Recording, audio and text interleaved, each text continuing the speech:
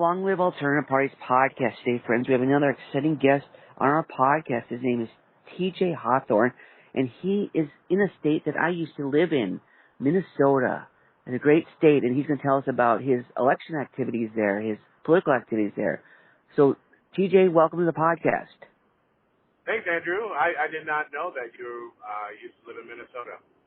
I did for a large part of my life, from about my mid-20s to my mid-30s, so a major part of my life. Sure. Yeah, I was born in Minnesota and lived a small chunk of my early childhood in Oklahoma. And then my father and I moved back here when I was about 8 years old and right back in his hometown of North St. Paul, and that's where I currently live now at 45. I'll be 45 at the end of next month. So I will be 45 on election day. Wow, you're about my age. I remember when I lived there, I stayed in Oakdale for a large part of it for a few years, and North St. Paul is right next to Oakdale, and it has a beautiful downtown, and I would run through there. It'd be awesome. That's it. Matter of fact, Oakdale and North St. Paul are District 44B, the district I'm running for great. to represent. Yeah. Oh, wow, and, that's interesting. I lived in Oakdale. In 2006, I got out of the Navy, and that's where I moved back to Minnesota. So I did also have a stint of about 5 years living out of the state when I was in the Navy from 01 to 06. But then moved back to Minnesota into Oakdale, bought a townhome there, and then 15 years later, now I'm in North St. Paul again. So awesome. Really haven't done. Awesome. That's one of the other things. My fortunate, the job that I have gets me going all over the world. Oh, cool. So can you please tell our audience which party you represent? I'm with the Libertarian Party of Minnesota. I joined the party in 2000. And I really just couldn't put myself in agreeing with the Republicans or Democrats. So, seeing a lot of the stuff that over all my life we've seen, it's either this or that, or I'm voting for this person because they're not that person. And I've been just ticked off my whole life about all this and thinking, well, there's got to be an alternative. And I met the folks at Libertarian Party of Minnesota, and, man, there's party politics inside the party as well, but I think this is definitely my home for politics. And I really want to make a difference. And I think the chair, Rebecca Whiting, she's running for U.S. Senate here in Minnesota. We both got on the ballot now, and hopefully we can make a difference, man. Perfect. So your district, you're talking about at the top of the show that it covers Oakdale and North St. Paul. Does it also cover Maplewood? No. Well, there is a little sliver. It's actually kind of funny. When in 22, when I first ran, the incumbent didn't actually live in the district. Technically, his address was changed via the Secretary of State website. That's where I saw it. That all of a sudden his address was next to my house, downtown North St. Paul. But I know exactly where he lived on the north side of North St. Paul. But anyways, I don't want to talk bad about the other guy. I just want to say that it just was kind of funny DFL privilege stuff that now 23 session, well, the lines were redrawn again without any legislation, without anything done. We have new lines, and the whole north side of North St. Paul is included in the district. So now it's easy to say North St. Paul, Oakdale, and then there's a small town, Pine Springs, north of Oakdale that has about 400 residents. That town is also in the district. Okay, I remember by Oakdale there was a small town that was it had mostly trailers in it. Oh, that's Landfall. Yeah. That also is that's not technically part of Oakdale. You're correct. That is just a trailer court called Landfall, and it's incorporated as its own town. I don't even know how that works. I'll be honest with you, with that kind of local incorporation politics or whatnot. Not exactly sure how that works, but I do know that it is called Landfall. Yeah. And that's part of your district, yes? Correct. Okay. Wow. Interesting. Okay. So for our audience there who haven't had the privilege of living in the Twin Cities like we have, could you please describe your district, the demographics, like red or blue, or the ethnic, racial demographics and things like that. That would be appreciated. Sure. Well, it's an eastern suburb. We're a couple towns away from the heart of St. Paul to the east, and to the east of Oakdale is Lake Elmo, which is pretty rural. So we're right on the edge of the metropolis of the Twin Cities, and this is where I really believe it. The demographic is perfect. I would say purple. And I love to say purple and gold like libertarians, right? And purple and gold like the Vikings. So it's a great purple district where I've talked to a lot of folks. And I'll be honest, Andrew, I think everyone is purple, man. I really do think everyone, if you really talk to them on a single issue level or multiple issue level, they're, I don't know, sometimes it's the 3x5 index that we get to talk about in public, but when you talk about stuff in private with somebody, we really do get along mostly, and that's what really drove me to be, I use my fingers here with scare quotes, in the middle. I don't really think libertarians are in the middle. I think we're on top. I think our ideas are better and are actually based in logic and reasoning that you can't really argue with them if you're talking with someone in person. And so there you go. Anyway, get back to the demographics, right? Yes, I've talked to a lot of folks. Not as many as I'd like to. I don't get nearly the attention that I'd love to, but that's just fine. It's work in progress, man. Because each one that I reach, I believe they walk away saying, "Oh yeah, I'll vote for you." So I just got to do more of that. Okay, that sounds good. That gives our audience who haven't been in the Twin Cities a better idea of what it's like. So what are some of the major issues that are in the race right now that either you're bringing or are coming to you organically? Really, I don't think any real issues in this race other than what I could bring up when I talk to anyone that the incumbent's been there since 2002. That's been quite a long time, and everyone thinks, oh yeah, that's the guy. Matter of fact, he said himself, I just had a forum with him last week, and that's the first time I actually met him, and he's surprisingly really nice. Not that I didn't think he would be, but he's kind of feeling like maybe it's time for him to go too. That's the way I got what I got from him, which was really interesting. Maybe he was just buttering me up, though. I don't know, but he was being really nice about it, and so that's one issue. I think, hey man, you've been there for long enough. Move on or go do something productive. The other thing is just all the state politics. I think everyone in the state is aware of the $18 billion that in one session our government just blew up in smoke, and it's all gone. And now funding programs that are going to take extra taxpayer money to maintain. And it just, wait a second here. What? Give it back. That extra money, I think everyone in Minnesota is expecting to get it back, and we got nothing. Oh, no. And so I think I think everybody in Minnesota is ready for some change, and so, hey, I'm here. And as libertarians, man, people say, oh, you can't win. Well, they're not wrong when we don't put up candidates.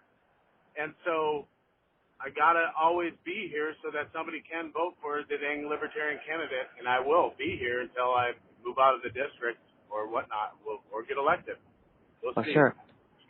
So in addition to that incumbent, is there anybody else in the race? So there is a Republican in the race as well. I believe, I don't want to chuck him under the bus because I haven't met him, but he didn't show up to that forum, and I just think he's a paper candidate, right? The party just puts up a candidate so that they make sure that the Democrats don't run unopposed. But not knowing for sure that I was going to be in the race, right? I don't broadcast that to the Republicans either. So. Sure. So for the race, are you going door to door to houses in the district, or are you communicating to the voters in other ways? That's the plan. Well, we did just have the League of Women Voters Forum last week, which was a great opportunity. I really appreciate those ladies for putting that together. And then, yes, door to door, dropping list cards and knocking on doors and invading folks' personal space at their front door. It's something I really love doing. Because they forced So, us to do that just to get on the ballot as well, right? As the Republicans and Democrats make us get, I had to get 500, and Rebecca had to get 2,000 signatures on petitions in a 2-week oh my, period at the end of May, just oh to no, qualify to be on the ballot. Yes, that was the first struggle that we really busted, but to get that done at the end of May, and so it's been a struggle since then. So we're trying to figure out, okay, we're on the ballot now. How do we communicate with folks? And oh yes, Rebecca, she lives in Bemidji, but she's been all over the state. And I've been doing everything I can, volunteering and making. North St. Paul has that car show every Friday night, and they don't oh, have, they don't allow politics in there, and I totally get that. I don't want to see that ruined because it's such a great get together. But it doesn't mean I can't walk down there with my T-shirt on and talk to folks. there you go. That's my hometown, so do that as well. Sure, sure. So congrats for getting on the ballot. It sounds like they didn't give you much of a window to get that done in Minnesota. Oh man, and it's Memorial Weekend is within that 2-week period. So Oh no. there's we make it 5 days now with my sons and my dad. It's been a father-son trip to the North Shore and Lake Superior since I was 11 years old. And now my sons get to partake, and I don't miss that. There's nothing more important in the world than that to me. So I don't collect signatures. I don't care about anything else but that. So yeah, it gives me about 10 days to get all that done. Wow. So you did it. So good job. Well, how did you do it so quickly? What was your strategy for getting it done that quickly? Folks, I got a few good friends that were instrumental, and when it get down to crunch time, you just don't quit, man. You just gotta keep going, and where we were counting every day, and it's like, oh boy, we only got this many. Oh boy, we only got this many, and then, well, we got her done. It came down to the wire to that last day, and I showed up to the Secretary of State's office with this stack of petitions, and if you feel proud about it, man, for sure. Oh yeah. And my volunteers, I greatly appreciate them. They know this too, and they're awesome. Oh, cool. So you do have volunteers on this race. You're not doing it all by yourself. Yep, there aren't too many. There's definitely support, right? Everybody will give you their verbal support, but when they show up, that's when it really means something. And there are a handful of those folks that show up, and that's cool. Everybody can be a keyboard warrior on social media and talk smack about their theories of libertarianism or whatever political theory they have, but when you show up and you put your boots on the ground and start your fingers on those knuckles on those doors, that's some real work, because that you got to swallow a little pride then to knock on someone's personal property, especially as a libertarian. We're invading their property and we're their personal space and their time. This is something that we don't like doing. Oh sure, yeah. Yeah, you consider it that way, yet you need to do it to get the job done. So it's a dilemma. Gotta get her done. Yeah, that's the rules they give us, and maybe I could change them if I do get elected to the state house, where I can persuade these folks to say, hey, do you really think it's necessary for someone to go through all this and to put it into that little window time frame? But expand the time frame. We did have a win last year, Andrew. Chip Tangen, who's our political director and vice chair of the Libertarian Party in Minnesota, he actually argued and made a case that we don't need to use the 8.5 by 14 legal paper and all the crazy fonts and all the rules that they had. So we used regular 8.5 by 11 paper, made our petitions there, turned them in, and they accepted them. So without an actual legal battle, we won a battle there by saying, hey, you're going to really we're going to do all this work, turn all this in, and if you're going to tell us no for this technicality, let's see then who's playing games. Yes. Yeah, that's ridiculous. I've heard stories before about things like that where they would mess with you about fonts and paper size and stuff. So it's horrible to hear you say it in person that they're that petty. But good thing that you prevailed in this case. Yes, exactly. And then I also was in disbelief of that pettiness, and Chip reassured me, hey man, well, and here's what we do as, I don't know what the right word, rebel comes to mind, right? Where you gotta push back on the system just to make other folks see that the emperor has no clothes, that you can actually do this stuff because they don't have the power that they claim to have. And when you actually do it, someone has to confront you with that illogical policy and say, this is the illogical policy I want to enforce on you. And you can look them in the eye and say, really? And I just look forward to so much of that because I can see this illogical policy and I don't see anybody standing up to it. It just blows my mind. Yeah. Yeah. Too bad the other people aren't standing up to that because that could mess with you. They must have incentives, I guess. That's all I can see, is that there is an incentive for them to put their head in the sand, look the other way, do whatever, and not stand up on what principles they claim to have. Whatever. Obviously, it's a lie that they claim to have principles. Whoever they are is what I'm saying, is that someone's going to look the other way when someone's doing something immoral. Well, that's not me. I can't do that. I've never been able to do that.